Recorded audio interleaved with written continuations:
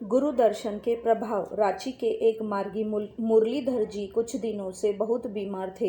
वे doctor से मिले तो डॉक्टर ने उनकी बीमारी का लक्षण देखकर उन्हें फौरन पटना मेडिकल कॉलेज जाकर इलाज करवाने का परामर्श दिया। दूसरे दिन वे अपने पारिवारिक डॉक्टर से मिले और अपनी मेडिकल रिपोर्ट दिखलाई। उसने भी उन्हें पटना जाकर इलाज करवाने का सुझाव दिया। मुरलीधर जी ने उसी दिन शाम की ट्रेन से पटना जाने का निर्णय लिया।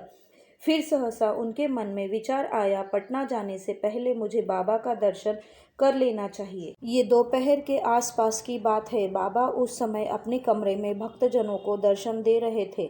मुरलीधर जी जब जागृति पहुंचे और बाबा के कमरे की तरफ गए तो देखा कि बाबा के कमरे का दरवाज़ा बंद था। वे बहुत निराश हुए और सोचने लगे, मैं अपने इलाज के लिए पटना जाने वाला हूँ, पता नहीं वहाँ मेरा क्या होगा। यहाँ गुरु दर्शन के लिए आया था, उनका कमरा भी बंद है। वे बहुत दुखी थे और उदास मन से बाहर निकलकर रिक्शा लेने के लिए सड़क के किनारे धीरे धीरे चलने लगे। ठीक उसी समय अपने कमरे में बैठे हुए बाबा ने एक मार्गी भाई से कहा, तुम मुख्य सड़क के चौराहे पर जाओ, वहाँ तुम्हें एक व्यक्ति जाता हुआ दिखाई देगा। वह बहुत लंबा है और सांवले रंग का है। जाओ और उससे कहो कि बाबा उसे बुला रहे हैं। मुरलीधर जी संदेश पाकर बहुत प्रसन्न हुए। बाबा के कमरे में गए, उन्हें साष्टांग प्रणाम किया और एक कोने में बैठ गए। दर्शन का कार्यक्रम समाप्त होने के बाद बाबा अपनी जगह से उठे और सीधे मुरलीधर जी के पास चले गए। फिर उन्होंने उनके गालों पर बड़े प्यार से अपने दोनों हाथ रखा और पूछा, तुम कैसे हो? मुरलीधर जी अपनी बीमारी की चर्चा नहीं करना चाहते थे, इसीलिए उन्होंने कहा, बाबा मैं ठीक हूँ। बाबा ने उनसे 3 बार पूछा, क्या तुम सचमुच में अच्छे हो? तब तक बाबा के दोनों हाथ मुरलीधर जी के दोनों गालों पर ही थे।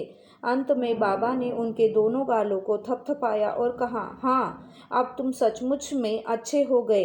यह कहकर बाबा उस कमरे से चले गए और मुरलीधर जी उसी कमरे में बैठकर साधना करने लगे। उनकी आंखों से लगातार आंसू बह रहे थे। मुरलीधर जी लगभग 2 घंटे तक साधना करते रहे। जब उन्हें होश आया और गुरु पूजा करके जब वे जाने लगे तो मैंने उनसे पूछा, क्या बात थी? आपको क्या हो गया था? उन्होंने मुझसे कहा, जब बाबा का हाथ मेरे गालों पर था तो मैंने महसूस किया कि मेरे शरीर में अत्यधिक ऊर्जा प्रवेश कर रही है। और जब उन्होंने मेरा गाल थपथपाते हुए कहा कि अब मैं अच्छा हो गया हूँ, तो मुझे आभास हुआ कि मैं अब बीमार नहीं हूँ और मुझे पटना जाने के बदले कल से अपने काम पर लौट जाना चाहिए। उसी शाम मुरलीधर जी पुनः अपने डॉक्टर के पास गए और उनसे आग्रह किया कि वे उनकी पुनः जांच करें और यदि वे अच्छे हो गए हो तो उन्हें स्वस्थता का प्रमाण पत्र देने की कृपा करें ताकि वे अपनी ड्यूटी ज्वाइन कर सके।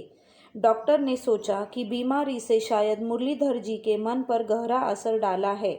वे विचलित हो गए हैं और इसीलिए इस तरह की बहकी बहकी बातें कर रहे हैं। फिर भी डॉक्टर ने उनके आग्रह को मान लिया और उनकी जांच करने लगा। लगभग 1 घंटे तक विस्तृत जांच करने के बाद डॉक्टर यह जानकर स्वयं आश्चर्य में डूब गया कि मुरलीधर जी के शरीर में बीमारी का कहीं कोई नामो निशान तक नहीं था। उसने उनसे पूछा, यह सब कैसे हो गया? सुबह आप बहुत ज़्यादा बीमार थे और अभी आप बिल्कुल स्वस्थ हैं और अपने काम पर भी जा सकते हैं। आज सुबह 9 बजे से लेकर अभी शाम के 5 बजे तक आपने क्या किया? कौन सी दवा खाई?